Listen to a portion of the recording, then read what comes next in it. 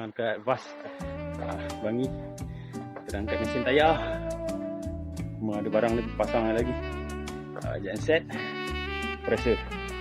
Lepas ni kita set up betul-betul. Lantai pun nak lantai checker plate. So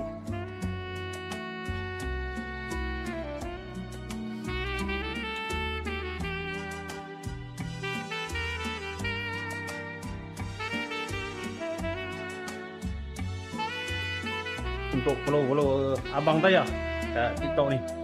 Sorry aku tak upload video. Dah agak lama gak aku tak ada update pasal bisnes kedai tayar ni. Last aku ingat aku post pada bulan Mac dulu kan. Sekarang dah bulan April. Sebenarnya aku sibuk sangat-sangat sampai aku kena buat 2 kerja sampai buat malam semua nak set up benda ni untuk korang. Alright.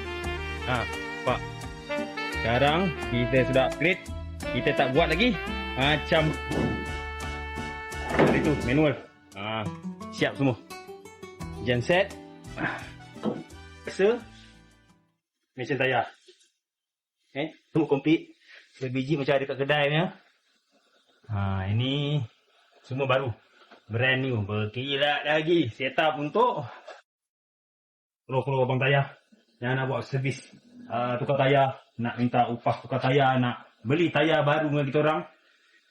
Boleh lah. Projek kita depan ni. Kita datang dengan loan. Siap semua.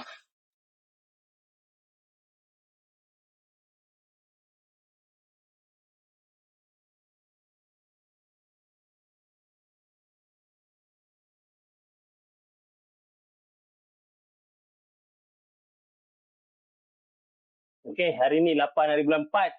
Kita baru set up habis mesin ni, kompresor dan genset.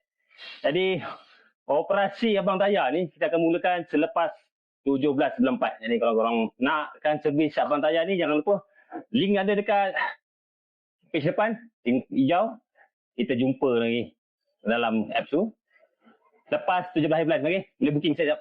Kalau ada upah nak pasangkan tayar ataupun nak beli tayar, nak pasangkan kat rumah, jangan lupa Roger Abang Tayar. Assalamualaikum.